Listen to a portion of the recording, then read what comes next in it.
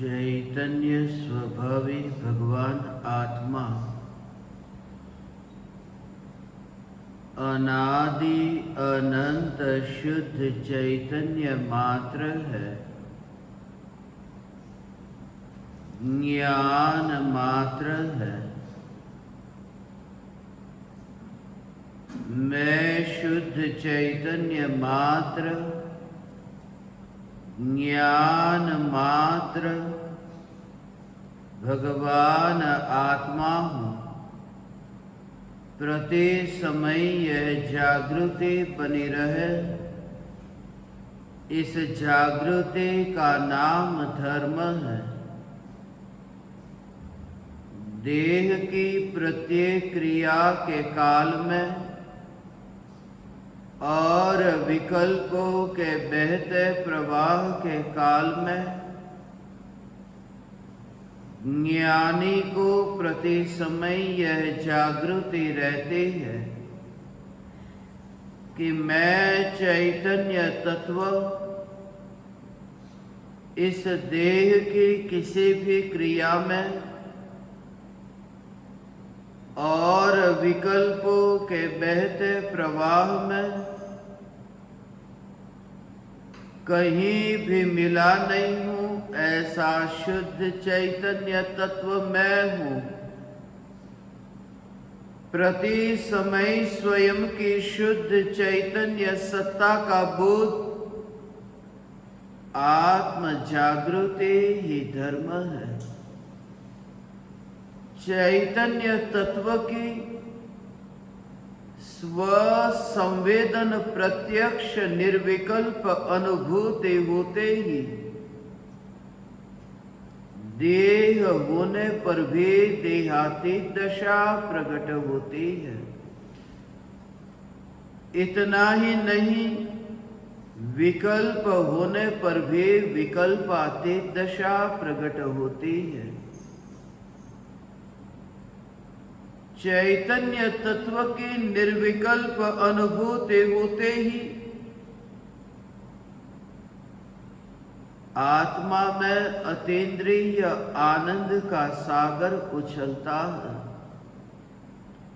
फिर भी ज्ञानी की दृष्टि उस अतीन्द्रिय आनंद के सागर की ओर भी नहीं जाती और दृष्टि चैतन्य तत्व पर ही रहती है।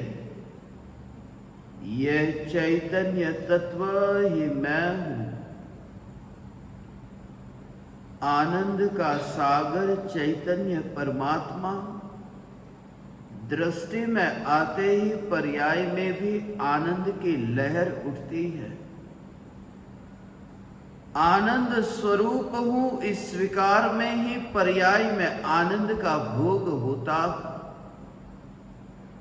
मैं आनंद की खोज करने वाला नहीं, क्योंकि जिसमें दुख का प्रवेश हुआ नहीं। ऐसा जो चैतन्य परिपूर्ण आनंद स्वरूप, इस स्वरूप की स्थिरता से ऐसी अपूर्व निर्विकल्प अनुभूति होती है कि विकल्प विलय को प्राप्त होते हैं। एक समय में घना अंधेरा दूर हो जाता है। दीपक प्रज्वलित होते ही अंधेरा गायब हो जाता है और फिर उस अंधेरे को ढूंढने जाओ कि ये अंधेरा कहां चला गया, तो अंधेरा कहीं नहीं मिलेगा। बंधी हुई रस्सी को, गठान को खोलने के बाद में जब ढूंढने जाओ कि ये गठान किधर गई, तो कहीं नहीं मिलेगी। स्वप्न में से बाहर आकर के उस स्वप्न को ढूंढने जाओ कि वह स्वप्न कहां गया, फिर से वह दोबारा स्वप्न वापिस आ जाए, वह स्वप्न दोबारा वापिस नहीं आएगा। जागने के बाद स्वप्न का स्मरण तो होता है, मगर स्वप्न दोबारा फिर आता नहीं है। स्वप्न ज्ञान में आता है, स्वप्न सत्य में नहीं। सिर्फ जानने में आता है, उसका स्मरण होता है, मगर जो बीत गया सो बीत गया। ऐसे ही एक कंजूस के जीवन में हुआ। सपना देख रहा है और सपने में एक ग्राहक आया है दुकान पर, 100 रुपये का माल बेच रहा है। ग्राहक ने कहा 80 रुपये में बेचेगा? इसने कहा नहीं।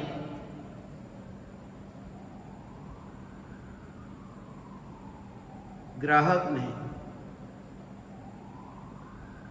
कहा 85 रुपये में बेच दो, तो भी मना किया, ये सोच करके कि अभी थोड़ी देर बाद फिर ग्राहक आएगा। ग्राहक ने 90 रुपये बोले तो भी मना किया कि अब तो उसे गरज है, आएगा ही आएगा। 95 रुपये ग्राहक ने बोले तो भी नहीं बेच रहा, क्योंकि पता था कि इसे ये माल पसंद आया है, ये लेकर जाएगा। और जब 95 रुपये की बात चल रही थी, उसी समय पत्नी ने उठा दिया और कहा कि चलो सुबह हो गई, उठो। पत्नी पर इतना गुस्सा आया कि इतना स्वप्न आ रहा था, ग्राहक आया ही था, माल बिकने ही वाला था, तूने मामला पूरा खराब कर दिया, जा तू यहां से। फिर से आंख बंद कर दी और फिर उस ग्राहक को कहा कि आ जाओ। कोई ग्राहक नहीं आया। सपना चला गया, फिर वह दोबारा नहीं आता। स्वप्न एक बार बीत गया, फिर वह दोबारा नहीं आता।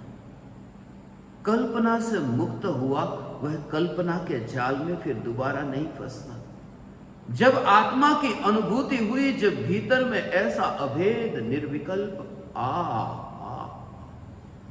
अभेद निर्विकल्प अनुभव होते ही ये पूर्व की अनंत अनंत काल की वृत्तियों से छुटकारा हुआ।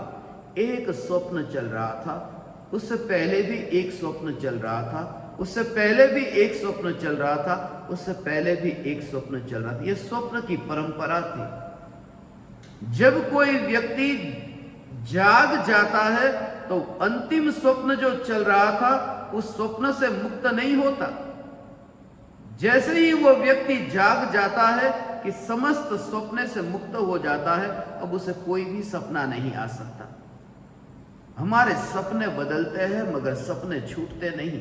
कभी हम स्वप्न देखते हैं कि मैं कुत्ता हूं, कभी स्वप्न देखते हैं कि मैं बिल्ली हूं, कभी स्वप्न देखते हैं कि मैं मनुष्य हूं, कभी स्वप्न देखते हैं मैं पुरुष हूं या स्त्री हूं। ये स्वप्न हमारे बदलते रहते हैं, मगर स्वप्न में से बाहर नहीं आए। स्वप्न से मुक्त होने का उपाय है जाग जाना। और ये जो चैतन्य तत्व की जागृति प्रकट होते ही ज्ञानी अपने को मनुष्य तो नहीं मानता, मगर ज्ञानी यह भी नहीं मानता कि मैं कभी कुत्ता और बिल्ली हुआ था, क्योंकि यहां मैं चैतन्य सत्ता हूं। कुत्ते और बिल्ली के परमाणु मई में चैतन्य सत्ता कैसी? ऐसी चैतन्य सत्ता की और दृष्टि जाते ही बस धर्म धर्म में प्रकट हुआ, स्वभाव स्वभाव में प्रकट हुआ, ज्ञान ज्ञान में जानने में आया। ऐसा अभेद निर्विकल्प अनुभव अनंत ज्ञानियों को हुआ। अंधेरा गया, ज्ञान की ज्योति प्रज्वलित हुई। जलते हुए दिए के संपर्क में रहकर न जलता हुआ दिया भी जल गया, मगर फासला थोड़ा भी न हो। और न जलते हुए दिए तो कुछ भी नहीं जानते, वह तो अंधेरे से भरे हैं।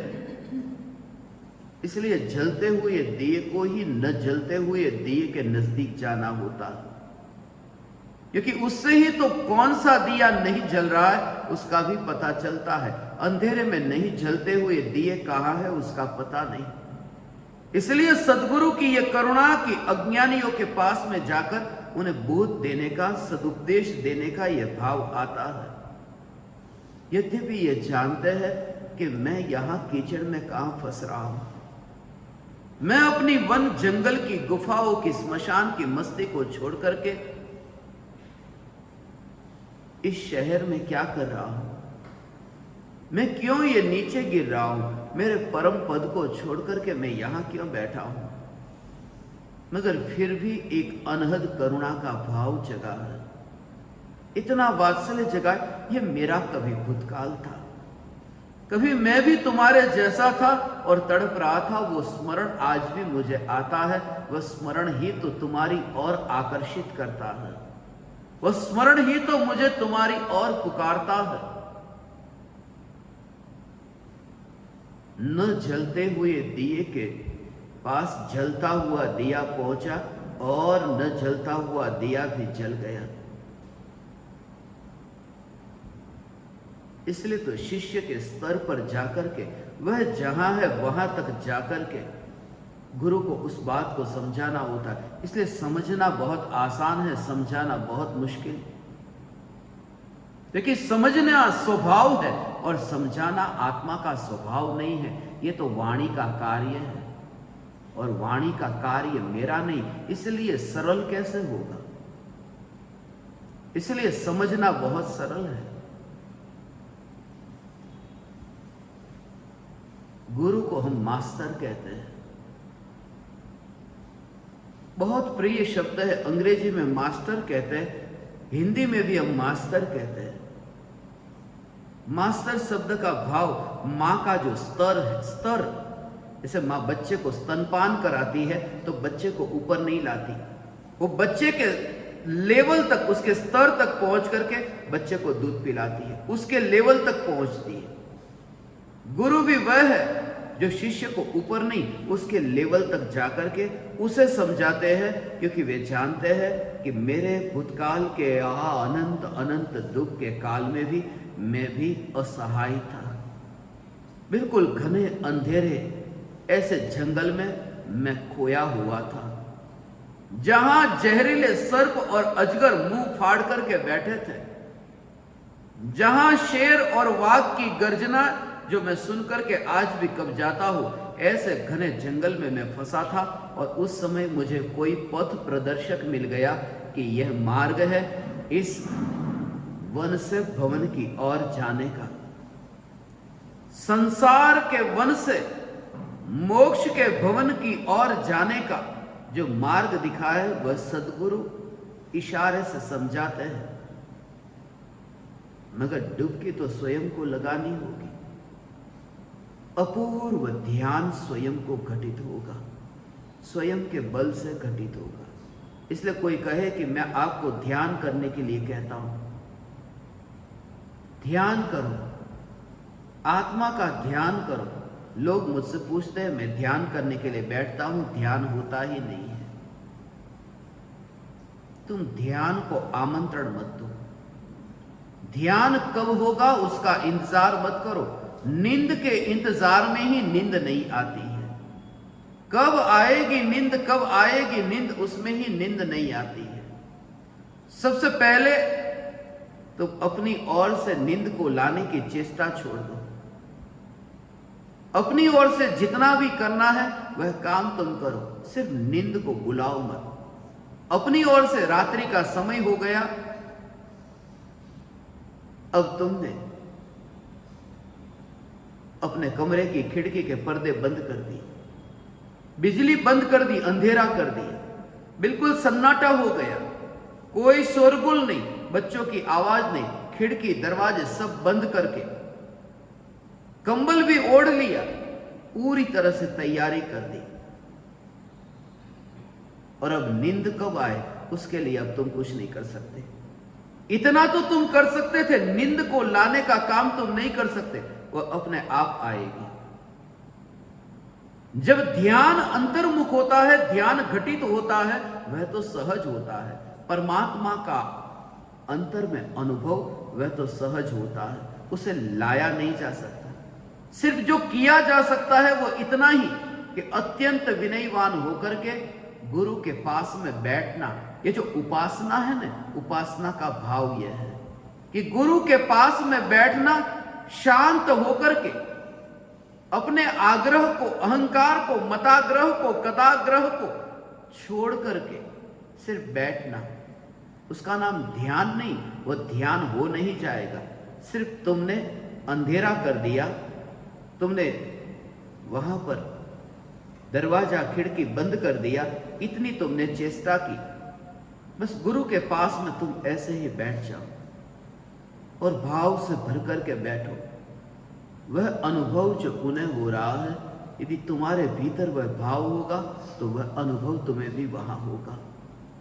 स्वरूप की अंतर्मुख ऐसी दृष्टि तुम में भी घटित होगी, मगर उसके लिए पहले शोरगुल तो बंद हो, पहले एक ऐसा सन्नाटा तो छा जाए, पहले इतना तो आयोजन हो। लोगों को इतना भी करने में कठिनाई होती है, इतने प्रमादी हो गए, मुफ्त का ये मिल गया है जो, इतनी भी सुविधा मिल रही है आपके दिल्ली शहर के अंदर। ये बहुत से ज्ञान दीपक जिनको मैं यहां सामने देखता हूं, जो राजा होकर के, रानी होकर के सुनने के लिए बैठे हैं। अभी तुम्हें पता चले तुम्हारे बेटे की मृत्यु हो रही है, अस्पताल में है, कैसे भागोगे तुम? तुम्हारी तबीयत ठीक हो जाएगी? ऑटोमेटिक तुम दौड़ोगे कि नहीं? ये प्रमाद जो तुम्हारा है वो चैतन्य तत्व के प्रति अरुचि को व्यक्त करता है। ये तुम्हें मुफ्त का लेने की जो आदत बन गई है, इसलिए तुम सोचते हो कि परमात्मा भी मुफ्त में मिल जाए, घर पर ही बैठ करके मिल जाए। मिलता है, मुफ्त में मिलता है, मगर मोक्ष नहीं मिलता, मौत मिलती है। मोक्ष के लिए पुरुषार्थ चाहिए। तुम्हारे भीतर में यदि वह रुचि होगी चैतन्य तत्व की, तो तुम पास में आकर के बैठो तो तुम्हारी गुलामी ही तुम्हें अंतर में नहीं जाने देती। तुम्हारी गुलामी ये बाहर के संयोगों की नहीं, तुम्हारे मन में ये विकृतियों की जो गुलामी है, वह गुलामी अंतर में नहीं जाने देती।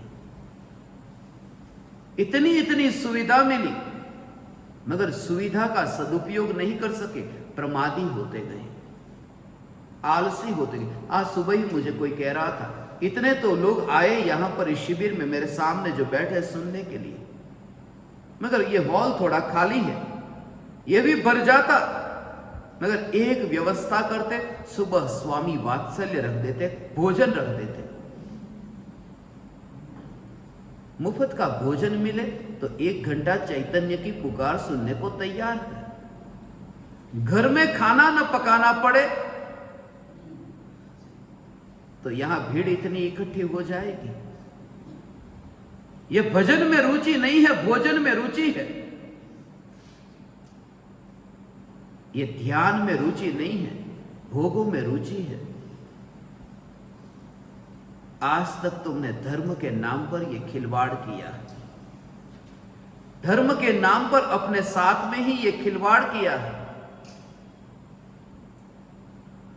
इसलिए तो मैंने अब तक यह अनुभव किया है, सुबह का जो प्रवचन होता है 10 से 11, 11 से 12, उस समय भोजन रखते हैं।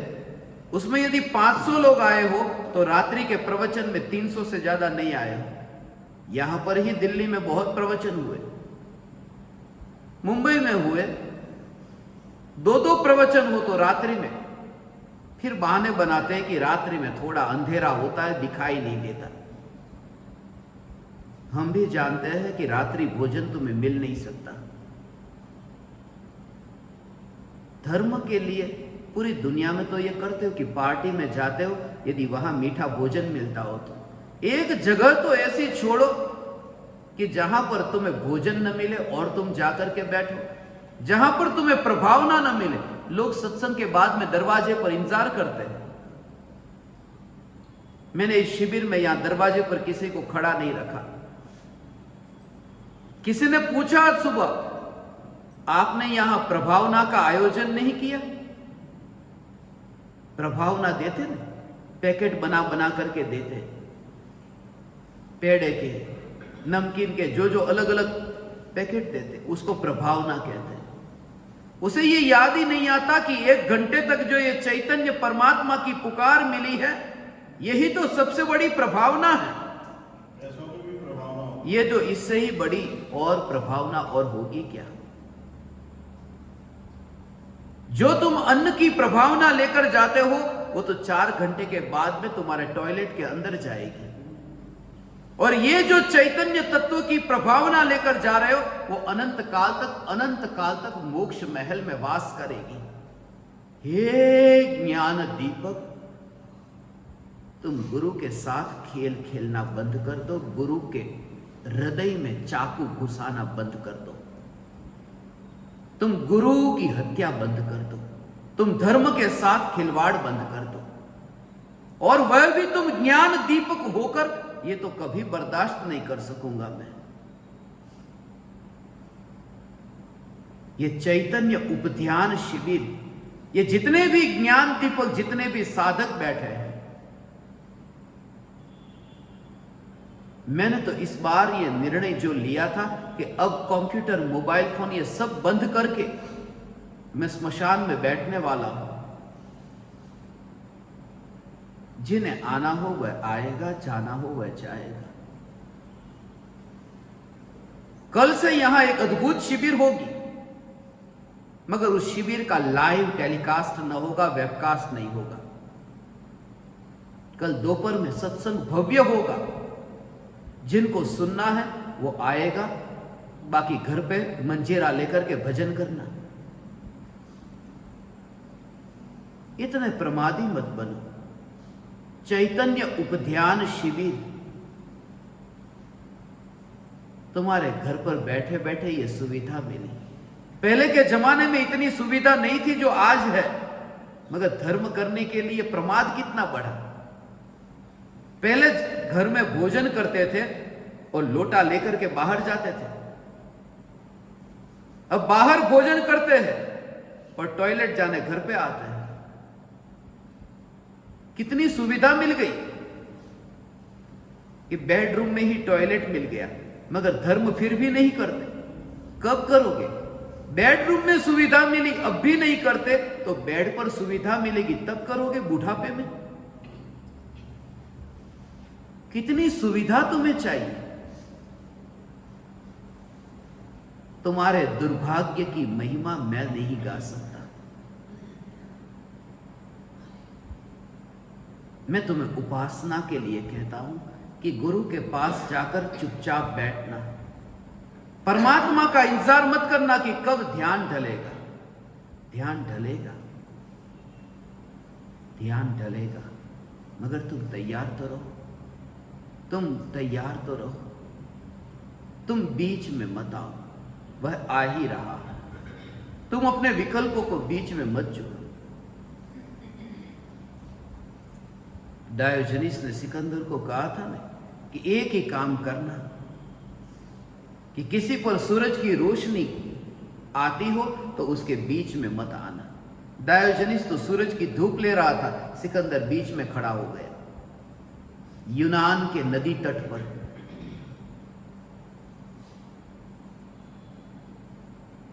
डायोजनीस के बीच में सिकंदर आ गया। सूरज तो आ ही रहा था, ये चैतन्य सूर्य आ ही रहा है, मगर बीच में कोई सिकंदर है, और ये सिकंदर कोई पराया नहीं, तुम ही डायोजनीस हो और तुम ही सिकंदर हो। उस सिकंदर को एक और करो, जो भीतर का सिकंदर है, जो मन है, वो मन एक और गया, इसलिए अपनी ओर से कुछ भी करना न रहा। इसलिए आज सुबह जब मैं इन ज्ञान दीपकों के साथ में नाश्ता करने के बाद में बैठा था, मुझे ये बात याद आई, गुरु के पास कैसे बैठते हैं। मैंने तो मजाक मजाक में ही उनको कहा, वो मोबाइल फोन उनके पास में था, मैंने कहा बैठने की आपको कोई सेंस नहीं है? मेरे पास भी मोबाइल फोन है, आपके पास भी मोबाइल फोन है, हमारी मीटिंग हो रही है, हम बैठे हैं, एक दूसरे से मिले हैं, मैंने अपना फोन एक और रखा है, तुम भी अपना फोन एक और रखो ना, और फिर मिलो। इतनी तो कॉमन सेंस होनी चाहिए। बोले नहीं नहीं, फोन तो हमारा एक साइड में ही पड़ा, साइड में ही पड़ा था, हाथ में नहीं था, साइड में था। फिर मैंने कहा रुको, ये तो अधूरा वाक्य है। ये तो दृष्टांत दिया कि जब मीटिंग चल रही हो तो सामने वाला व्यक्ति यदि मोबाइल फोन को एक और रखता है तो तुम्हें भी साइड में रखना चाहिए। मैं चैतन्य परमात्मा, मेरे पास भी कुछ है और तुम भी चैतन्य परमात्मा, तुम्हारे पास भी कुछ है। मेरे पास भी मोबाइल है, तुम्हारे पास भी मोबाइल है। मोबाइल अर्थात ये मिट्टी, ये देह मेरे पास भी है, तुम्हारे पास भी है। मगर जब मैं अपने देह को एक और करके आपसे मिलता हूं तो तुम में इतनी कॉमन सेंस होनी चाहिए कि अपने देह को एक और करके तुम मुझसे मिलो। दोनों के पास में है, और वह जो मिलन है वह गुरु और शिष्य का मिलन है, जिसमें देह देह मिलते ही नहीं है, देह एक साइड में रहता है। जैसे दो व्यक्ति के मोबाइल फोन एक साइड में पड़े हो और दोनों व्यक्ति एक दूसरे को आमने सामने देखते हो, ऐसे ही गुरु को यह भेद विज्ञान बरतता है कि गुरु का देह भी एक और शिष्य का देह भी एक और चैतन्य चैतन्य ऐसा हे ज्ञान दीपक मैंने तुम्हें देखा है। काश तुम मिट्टी को एक और करो और चैतन्य चैतन्य चैतन्य को तुम देखो। मिट्टी को बीच में मत लाओ, उसकी जरूरत नहीं है, उसका प्रयोजन नहीं है। यहां सम्राट की मीटिंग है, सम्राट की मीटिंग में ये मिट्टी के घड़े की जरूरत नहीं है। यहां चैतन्य रत्न का मिलन है। मिट्टी को एक और करो, मिट्टी को अलग करो। और मैंने आप परमात्माओं को उस दृष्टि से देखा है। तुम देखो या न देखो, मैंने तो तुम्हारे मोबाइल फोन को एक साइड में ही देखा है। इसलिए तो परमात्माओं का मेला कहता हूं। इसलिए तो ये कहता हूं जैसे एक गोदाम में भरे हुए शक्कर के दाने की तरह ही मैंने आप परमात्माओं को चैतन्य चैतन्य चैतन्य, जैसे एक एक दाना इंडिविजुअल है मगर फिर भी एक साथ में गोदाम में है, ऐसे ही एक एक चैतन्य परमात्मा इंडिविजुअल है मगर फिर भी यहां सामने है। मिट्टी तो है ही नहीं, वहां बोरी तो है ही नहीं, थैली तो है ही नहीं, एक चैतन्य चैतन्य चैतन्य ज्ञानी को ऐसा दिखाई देता है। और उस ज्ञानी की पहचान तुम परिणामों से मत करना कि वो क्या करते हैं, कैसे वस्त्र पहनते हैं, कैसे चलते हैं, बोलते हैं, खाते हैं, गुस्सा करते हैं, प्रेम करते हैं, वो मत देखना। उनके भीतर में वो जो दृष्टि में वो जो तेज प्रकट हुआ है उस तेज को देखना, वरना तुम्हें वह नहीं दिखाई देगा, तुम्हें क्रियाकांड दिखाई देंगे। उपध्यान, नजदीक आकर के बैठो, नजदीक आकर के बैठो। ये उपध्यान शिविर, ये जो टाइटल रखा था उपध्यान शिविर, ये नजदीक आने के लिए।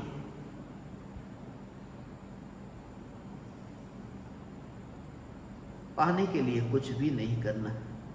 व्यर्थ का जो है वो व्यर्थ का कचरा निकल जाता है, वृत्तियों का दमन छूट जाता है और वृत्तियों से निवृत्ति सहज प्रकट होती है। स्प्रिंग अब उछलती ही नहीं क्योंकि स्प्रिंग को अब दबाया ही नहीं है। उपधान में मैं कहता हूं 18 दिन तक ये भूखे और प्यासे रहो, तड़पाओ देह को, 18 दिन तक करो। अठारिया बोलते हैं ना, अठारिया, 18 दिन तक करो, 47 दिन तक करो, 35 दिन तक करो, जो तुम्हें चाहिए वो करो। अरे जीवन भर भी करो, मगर दबी हुई वृत्तियों का क्या करोगे? वो इकट्ठी हुई है, जो भी इकट्ठा हुआ है वो रूप बहुत खतरनाक लेगा। पुरुषों में आत्महत्या इतनी नहीं हो, बहुत होती है जितनी स्त्रियों में नहीं होती।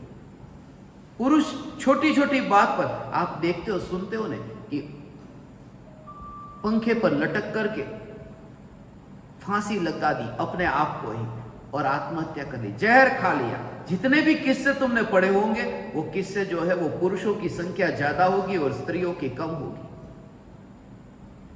क्यों? दुख सिर्फ पुरुषों को ही आता है, स्त्रियों को नहीं।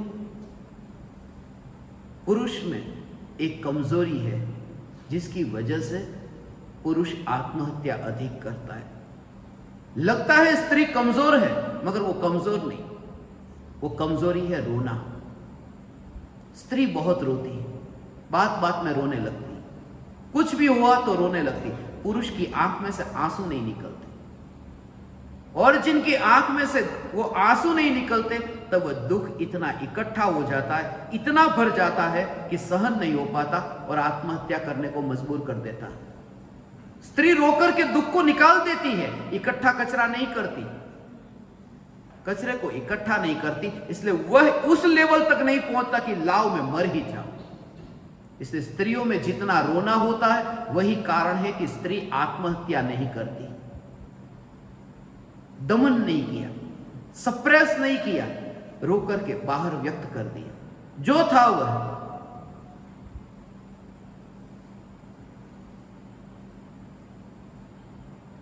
इसलिए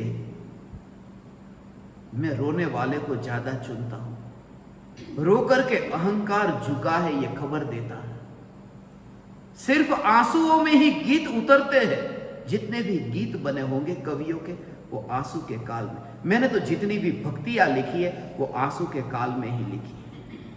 अंत में भी राग की दीवार का पड़ोसे में मैंने लिखा नहीं। जैसे स्नान गृह में दो नल होते हैं, हॉट और कोल्ड, गर्म पानी और ठंडे पानी के नल। और उस समय मुझे दिख रहा था कि जैसे वो बाथरूम की दीवार में दो नल लगे हो और नल में से पानी बह रहा हो।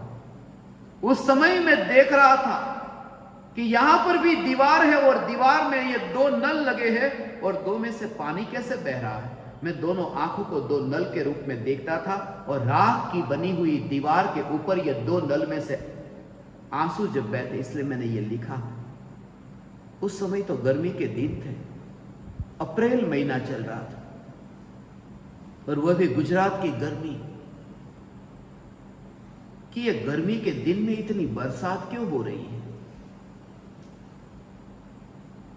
मगर वो काव्य की रचना हो रही थी।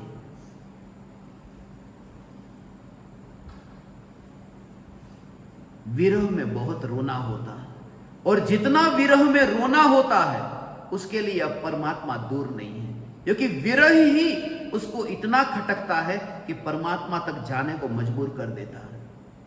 जिसकी याद तुम्हें इतनी आती हो उसके पास तुम गए बिना रहोगे नहीं।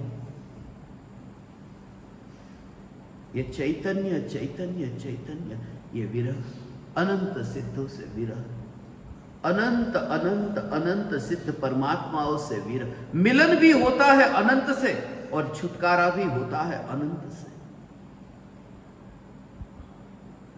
अनंत सिद्ध परमात्माओं से मिलन होता है और अनंत परमाणु जो देह के, उससे छुटकारा होता है जब मोक्ष होता है।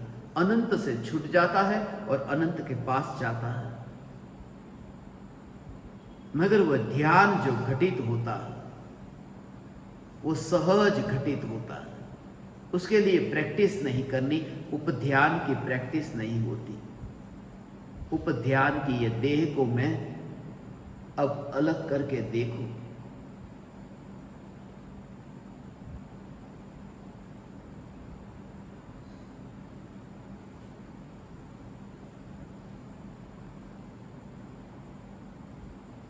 देह में से बाहर निकलना नहीं हुआ।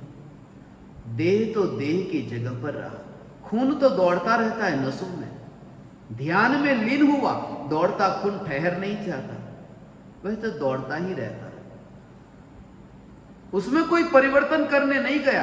रास्ते पर जो गाड़ियां चलती थी उस गाड़ियों को रोकने नहीं गया। सिर्फ अपने कमरे की खिड़की का दरवाजा बंद हो गया कि पता ही नहीं अब बाहर क्या हो रहा। जब ज्ञान की खिड़की पर को जानना बंद कर देती है और अपने में ही अपने को जानती है, तब यहां पर खून तो दौड़ता है, यह रुकता नहीं है, मगर वह जानने में आता था वह बंद हो गया। अब देह पता नहीं है कहां है। ऐसी वह ध्यान की दशा। मैं मोक्ष मार्ग का मुसाफिर और संसार का मेहमान कुछ समय के लिए आज अंतिम सत्संग के लिए आपके सामने यहाँ हूं। यह चैतन्य चैतन्य चैतन्य चैतन्य चैतन्य हे ज्ञान दीपक, इस राख की दीवार को, इस देह को तुम अभी उस रूप में देखो ना, तो तुम्हें पता चले। सिर्फ औपचारिकता है, मैं यहां हूं, मगर मैं अनंत सिद्धों के साथ में हूं। ये गुरुत्वाकर्षण का जो सिद्धांत है, जो जमीन की ओर खींचता है, मगर वह सिद्धांत यहां काम में नहीं आता, ये मैं देखता हूं, यह तो परमात्मा की ओर आकर्षित करता है। गुरुत्वाकर्षण का सिद्धांत जो कहा, गुरु की ओर आकर्षण, क्या नाम भी दिया। न्यूटन ने तो ग्रेविटेशन कहा, हमने गुरुत्वाकर्षण कहा, गुरु की ओर आकर्षण, गुरुत्व की ओर आकर्षण।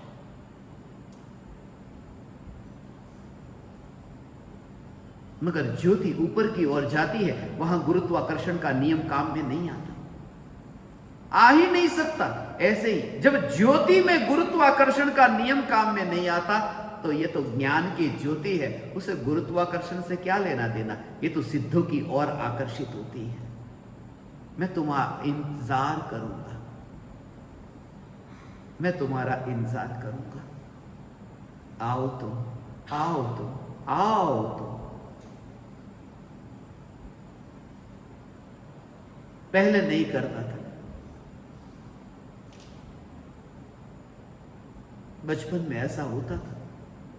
एक बार मैं पिताजी का इंतजार कर रहा था, बापूजी का वेट करते करते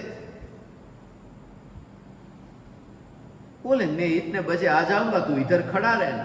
आए नहीं, आधा घंटा वेट किया, 1 घंटा वेट किया, धूप थी, गुस्सा आया मुझे। पहले बोलना चाहिए ना, आप उस समय मोबाइल भी कहां थे, बोलना चाहिए ना। 1 घंटा तक आपका वेट किया, इंतजार किया, थोड़ी देर तो वो सुनते रहे, मगर जब उनसे बर्दाश्त नहीं हुआ,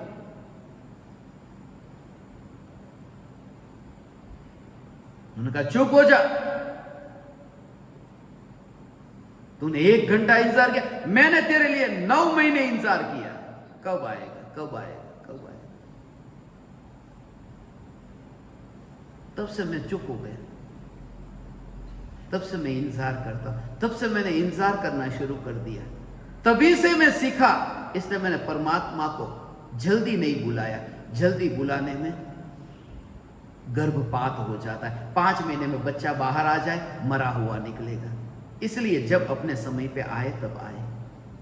सिर्फ मैं इतना तैयार हूं कि बस मैं तो बस अपनी ओर से ये बैठ गया, और वो आए बिना नहीं रहता। भगवान आत्मा, ये चैतन्य चैतन्य चैतन्य भगवान, मगर ये नकल से नहीं, ये दूसरों की ओर देखने से नहीं, ये क्रियाकांड से नहीं। मैं एक ईसाई के चर्च में था, वहां के जो पादरी थे, मेरे मित्र थे, मेरा प्रवचन वहां रखना चाहते थे, लेकर गए मुझे, बोले कि हमारा यहां स्कूल चलता है, बच्चे को हम धर्म की शिक्षा देते हैं। मैं वहां गया, देखा चलो क्या करते हैं, वहां देखते हैं। उस क्लास में जाकर के, पीछे जाकर के मैं भी बैठा, बच्चों को उसका जो अध्यापक था वो सिखा रहा था कि देखो, जब तुम बाइबल पर प्रवचन दो, तब कौन सा शब्द आएगा तब जोर से बोलना है, कौन सा शब्द आएगा तब धीरे बोलना है, कब हाथ ऊपर उठाना है, कब आपका चेहरे की मुद्रा बदलनी, वो सब सिखा रहा था। और उन्होंने कहा देखो, हम बच्चों को ये धर्म की शिक्षा देते हैं।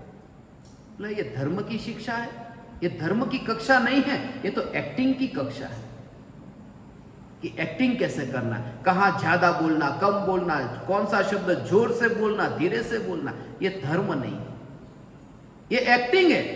और जिसे तुम उपदान कहते हो वो एक एक्टिंग है, वो धर्म नहीं है, क्योंकि धर्म की ऐसी शिक्षा दी नहीं जाती। धर्म तो अंतर में अनुभूति से प्रकट होता है। प्लास्टिक के फूल के ऊपर इत्र को छिड़कने से जो खुशबू आएगी वो नकली होगी, बाहर से डाली नहीं, असली फूल होता है उसमें भीतर से खुशबू आती है, नकली में बाहर से डालनी पड़ती है। तुम जिसे उपदान कहते हो, गुरु तुम्हें धार्मिक बाहर से बनाता है, मगर सदगुरु जो होगा वो कहेगा मैं तेरे अंदर कुछ नहीं डाल सकता, तेरे अंदर है वही प्रकट हो। क्योंकि तेरे अंदर है ज्ञान दीपक, तेरे अंदर वह शक्ति है भगवान। ये ज्ञान दीपक। शेर का बच्चा भेड़ियों के संग में वहां पर बचपन से ही बड़ा हुआ और अपने को भेड़िया मान बैठा। ऐसा ही है। कुछ वर्षों के बाद में ऐसा हुआ कि एक शेर जोर से गर्जना की और गर्जना सुनते ही ये शेर के बच्चे को तुरंत ही याद आई, अरे ये तो मेरी आवाज है। उसने भी जोर से गर्जना की, ये बच्चे ने भी। तो जिस शेर ने गर्जना की थी, ये बच्चे को उसने शेर बना दिया, बच्चे को शेर नहीं बना दिया। वो शेर था, सिर्फ वो गर्जना सुनकर के उसे याद आ गई कि मैं भी शेर हूं। बस गुरु शिष्य को परमात्मा नहीं बनाता, चैतन्य की पुकार करके उस शिष्य के अंदर वो जगाता है कि मैं भी चैतन्य हूं। बनाया नहीं है, तू पहले से ही था, सिर्फ भूल करके बैठा था भेड़ियों के संग में रह करके। ये विकल्पों की भेड़िया जिसके संग में तुझे अनुभव नहीं हुआ। धर्म नाटक नहीं। वो चर्च में तो मुझे वो कहते, वहां पर गया तो उनको समझाए कि स्वर्ग का वर्णन भी बाइबल में आता है, नरक का वर्णन भी आता है। एक वेबसाइट थी उस समय तो spiritlessons.com, उसके ऊपर 23 मिनट्स इन हेल वो एक वीडियो था, 23 मिनट का नरक का वीडियो। वो एनिमेशन मूवी बनाई थी नरक। तो वो प्रोफेसर थे वहां के जो उनको सिखा रहे थे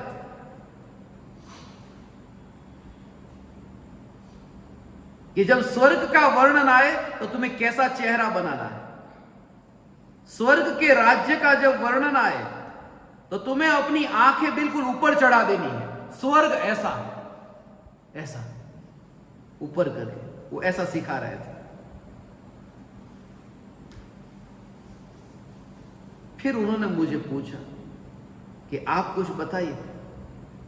मैंने कहा नरक का वर्णन आता है कि नहीं? बोले आता तो है, मगर उसके लिए कैसी मुद्रा करना? मैंने कहा कुछ भी मत करना, जैसी है ऐसी ही रहने देना, वही खबर दे देगी कि नरक क्या है। मगर एक्टिंग करते हैं स्वर्ग नरक। इसलिए तो कृपालु देव की मुद्रा को देखते हो, वो किनके सामने बैठे और हाथ पर हाथ धरा। वो कितने उपध्यान करने गए। गुरुदेव श्री कांजी स्वामी, उनके बारे में सुना। हम दूसरों की नकल करते, इसलिए तो वर्षी तप में भी नकल इतनी खतरनाक की। कितनी कितनी कितनी कितनी माया तप के नाम पर की है। वर्षी तप करते ही नहीं है और नाम वर्षी तप देते हैं। 1 साल तक कोई भूखा रहता है? वर्षी तप करने वाला कोई है जो 1 साल तक भूखा रहा हो? 1 दिन खाता है, 1 दिन भूखा रहता है, बीच में एक आध बार तो खाया ना। इसलिए मेरा तो ये कहना था, महाराज साहब जो वर्षी तप का पालना कराने के लिए वहां पर उपाश्रय में जाता था, उनको कहता था ऐसा कौन 180 दिन का उपवास है, वो भी अनशन एकासन। 1 दिन खाया, 1 दिन भूखे रहे, 1 दिन खाया, 1 दिन भूखे रहे, और कहते वर्षी तप। कैसा तप कर रहे हो? कि आदिनाथ भगवान ने किया ऐसा तप मैं कर रहा हूं। आदिनाथ भगवान ने 1-1 दिन खा करके नहीं किया था। नाम आदिनाथ भगवान का, नाम वर्षी तप का। ऊंचा नाम और नीचा चारित्र, मगर नकल की ना, इसके लिए उनके जैसा तो हो नहीं रहा। करे तो क्या करे, ईमानदारी हो जाए। मेरे से वो तप नहीं हो पा रहा है। बस मुझे भूखा पेट नहीं जा रहा, 1 साल तक मैं भूखा नहीं रह सकता। मगर वो बाहर की ओर देख करके भीतर आना चाहते हैं ना, इसलिए ऐसा होता है। आदिनाथ भगवान ने किसी दूसरे को देख करके 1 साल का तप नहीं किया था। 6 महीने तक तो उन्हें आहार नहीं मिला, और 6 महीने तक तो उन्हें पता ही नहीं चला, भूख ही नहीं, विकल्प ही नहीं आया। शुरुआत के 6 महीने विकल्प ही नहीं। यहां तो तुम्हें पहले से ही पता है, आदिनाथ भगवान को पता नहीं था अक्षय तृतीया के दिन उनका पारणा होने वाला है। तुम्हें पहले से ही पता है पारणा कब है। ये कोई तपश्चर्या है? मगर अहंकार कहीं पर भी पुष्ट होता हो, ऐसा हम करना चाहते हैं, और मैं ऐसी माया नहीं करूंगा, और चाहूंगा कि ज्ञान दीपक भी ऐसा मायाचारी न बने। ज्ञान दीपक भी प्रामाणिक हो। भूख लगती है, दवाई लेनी पड़ती है, कि उपधान में दवाई नहीं लेते, दवाई नहीं। भावलिंगी मुनिराज 6ठे 7वें गुणस्थान में, उनको भी आहार और औषधि होती है। भोजन के साथ में मिलाकर के ही उनको औषधि दी जाती है। मैंने कहा ना, जैसे मुनि तो मांगते नहीं कि मुझे दवाई दो, मगर आज प्रवचन हुआ और प्रवचन में इतनी खांसी हुई है, तो गृहस्थ में इतनी समझ होनी चाहिए, होती है जो सदगृहस्थ है, कि भोजन ऐसे ही प्रकार का बनाए कि जो खाकर के उन्हें और ज्यादा खांसी ना हो, तो भोजन में ही औषधि डाल करके वो भोजन दे देते। उन्हें पता भी न चले। गृहस्थ मुनि के निकट रहकर मुनि को पूरी तरह समझ लेता है, दमन नहीं करते। चैतन्य उपध्यान शिविर में मैंने आप ज्ञान दीपकों को इन 4 सत्संग के दौरान उप ध्यान पर ही जोर देकर उप नजदीक नजदीक नजदीक पर जोर दिया, और यह कहा उपध्यान ही उपासना है, और उपासना निष्क्रिय साधना है, करना नहीं है, निष्क्रिय साधना। आसन मारकर बैठ जाना, अपने हृदय के द्वार को खोल देना, फिर वह सूरज अवतरित होगा।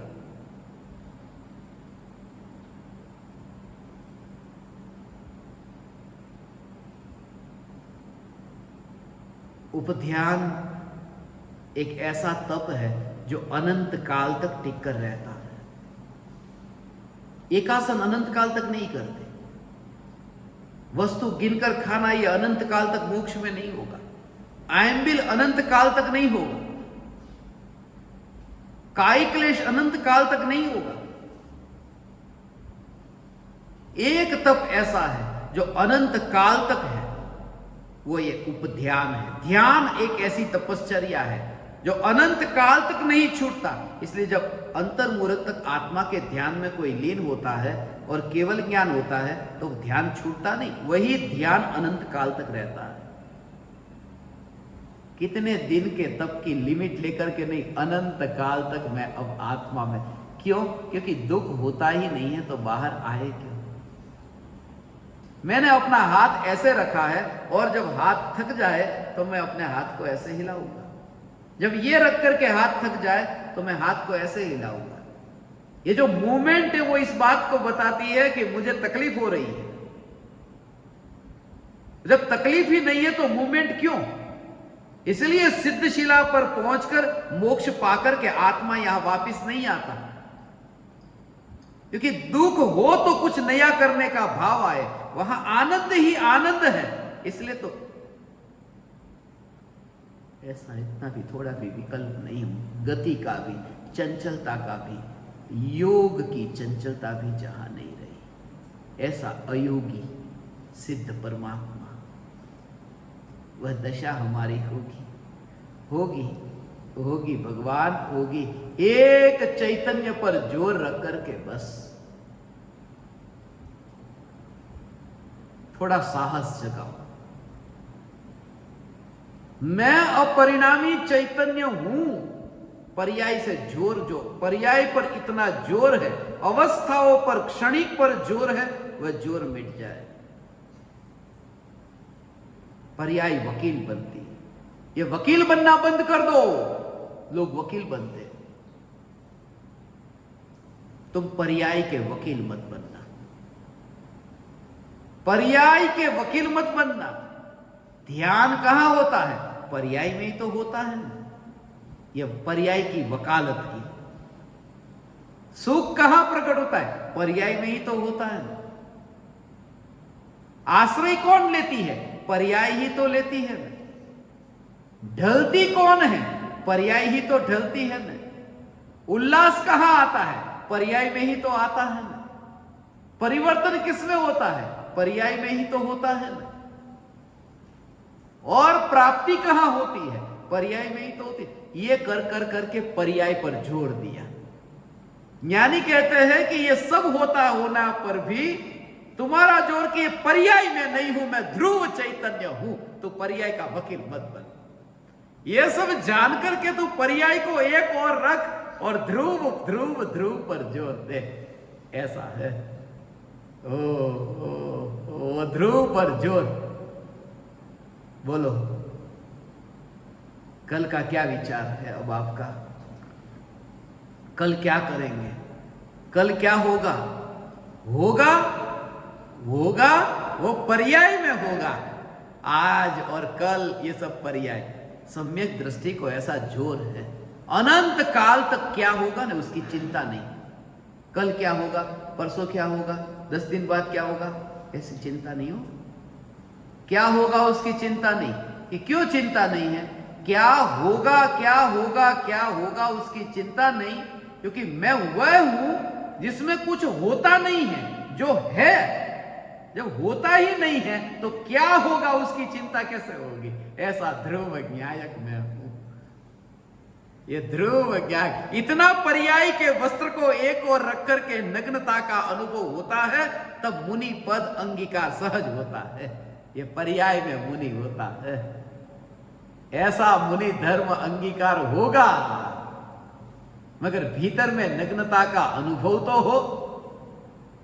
बाहर की नग्नता मुनि की दिखाई देती है, मगर भीतर का अनुभव जो हुआ वो दिखाई नहीं देता।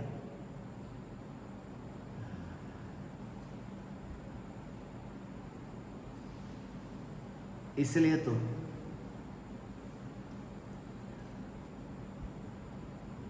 भावलिंगी मुनिराज अनंत अनंत सिद्धों की तरह ही चलते फिरते सिद्ध परमात्मा कहे। चलते फिरते सिद्ध परमात्मा। पूज्य गुरुदेव श्री कांजी स्वामी तो कहते थे, भावलिंगी मुनिराज यदि तुम्हारे द्वार पर आए तो समझना चलता फिरता मोक्ष मार्ग तुम्हारे द्वार पर आ गया। सिद्ध परमात्मा तुम्हारे द्वार पर। ऐसा तुम्हें लगे कि अरे ये सिद्ध वस्त्रों के साथ में कैसे आ गए यहां पर। इतना मुनि के प्रति ओ भाव, ऐसा मुनि के प्रति ओ भाव आए। ओ भगवान आत्मा, ऐसा मुनि तो दुर्लभ मुनि का स्वरूप भी समझ में नहीं आता। ये सुनकर के भी फिर वही क्रिया कांड।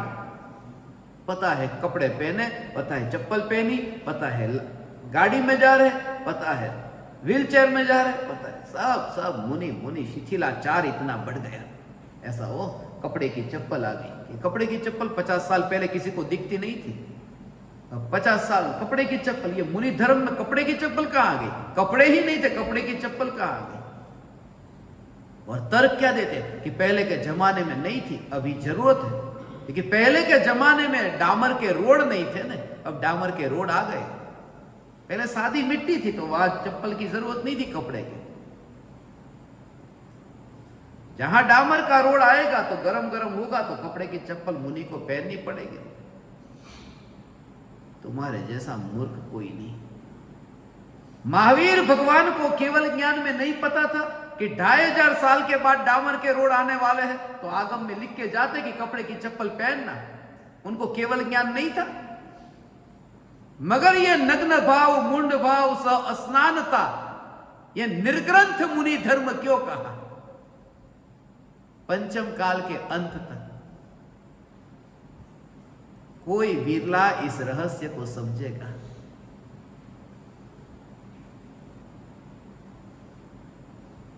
आप परमात्माओं को मुनि की पहचान हो,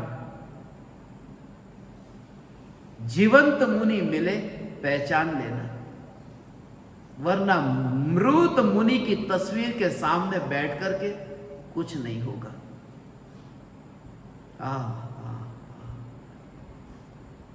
परमात्मा दूर नहीं है, यहीं पर ही है, सामने ही खड़ा है, आंखों में धूल है।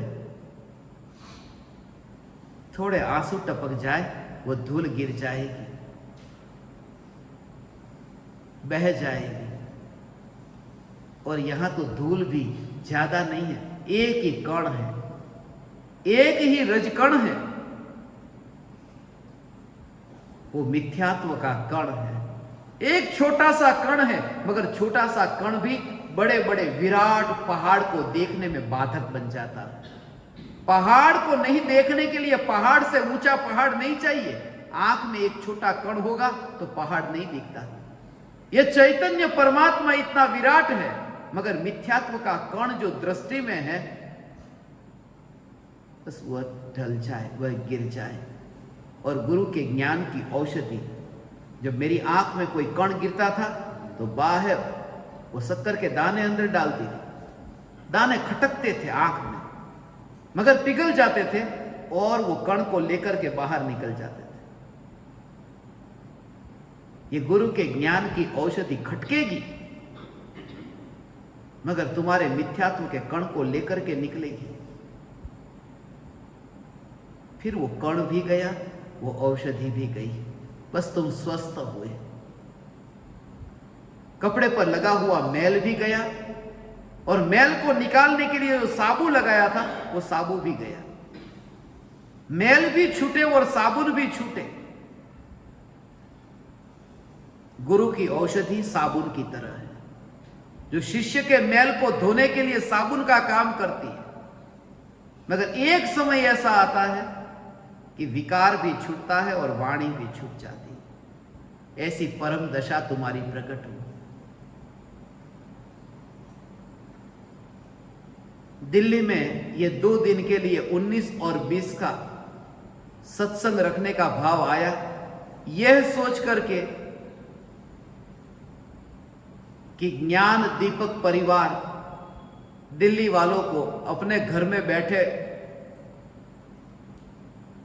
एक सामूहिक रूप से सत्संग का लाभ मिले। जब मैं समयसार की स्थापना के लिए यहां आया था, तब इन ज्ञान दीपकों की भावना को देख करके ऐसा लगा। और दिल्ली के ही नहीं, यहां पर अंबाला से, मुरादाबाद से, कहां से, लुधियाना से ज्ञान दीपक दिल्ली में आए हैं। इतने दूर दूर से आए, इसके लिए भी भाग्य चाहिए, भाग्य चाहिए, किस्मत चाहिए। दिल्ली वाले अपने घर में बैठे हैं, दिल्ली वाले कुछ लोग अस्पताल में आज बैठे हैं, और मुरादाबाद वाले इधर बैठे हैं, ये लुधियाना वाले इधर बैठे हैं।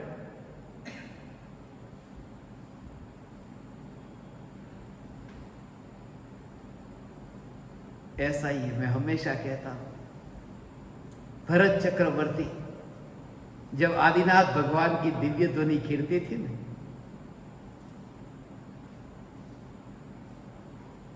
आदिनाथ भगवान की दिव्य ध्वनि, खून का रिश्ता था ना, बाप बेटे का रिश्ता था, ऋषभदेव और भरत का,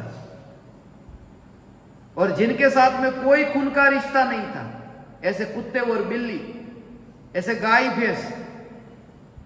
भैंस भगवान के समूह शरण में, आदिनाथ भगवान के समूह शरण में वाणी सुनने गए। और भरत चक्रवर्ती 60,000 वर्षों के लिए 6 खंड को जीतने निकले। वाणी छूट गई।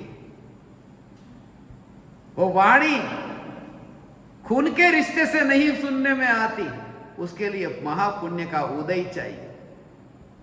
और ऐसा महापुण्य का उदय आप परमात्माओं का है, ऐसा महापुण्य का उदय आप परमात्माओं का है, ऐसा मान करके तुम भटकोगे, तुम ये मानना मैं चैतन्य परमात्मा हूं जिसका कोई उदय नहीं।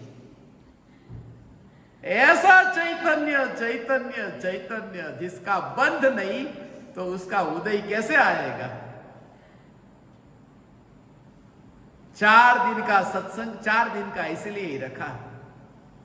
4 दिन का सत्संग 2 दिन में रखना था, क्योंकि 42 मुझे करना था। 4 सत्संग 2 days।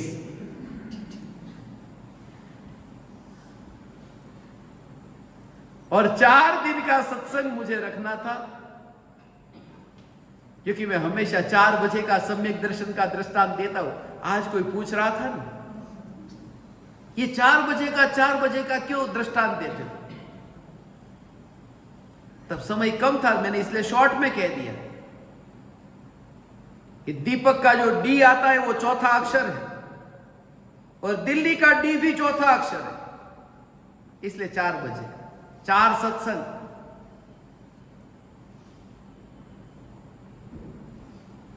चारों ओर मुझे वह दिखाई दिया था। जिस समय ये शिविर निश्चित की थी, 19-20 चलता है, 19 और 20 उसका कनेक्शन है। मैं कुछ वीर लोग को बताऊंगा।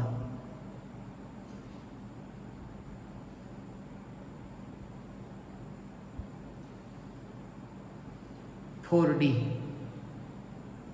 मूवी अपनी समाप्त हुई। 4 सत्संग दिल्ली में, उसको 4D कहता हूं।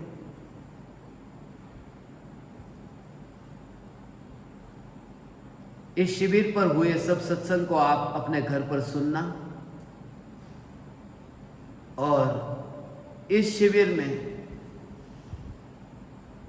आप समस्त परमात्माओं के निमित्त से मुझे इतना सत्संग करने का अवसर मिला, मेरा इतना समय सत्संग में रहा, वरना इस कली काल में सुनने के लिए भी कौन बैठने को तैयार है?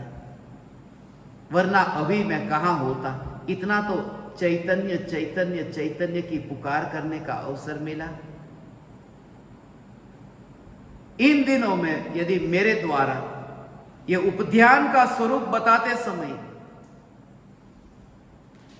किसी के प्राण को पीड़ा पहुंची हो, तो भले पहुंची हो, सत्य तो यही है। क्योंकि इंजेक्शन चुभेगा, मगर औषधि तो यही है। आप समस्त परमात्माओं को मेरे हृदय के अंतःकरण से प्रणाम करता हूं। मेरे प्रणाम स्वीकार कर।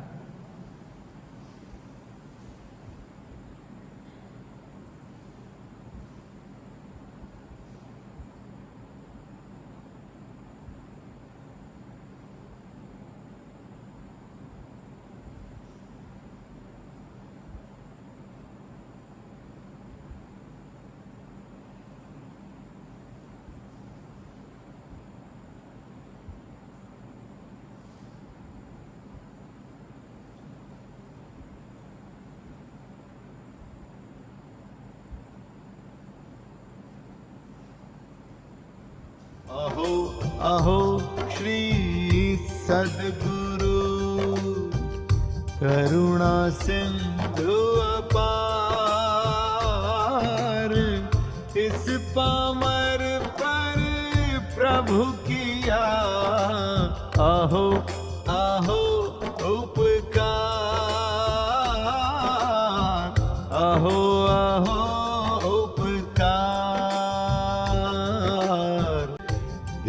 सहित जिनकी दशा वरते देहाती,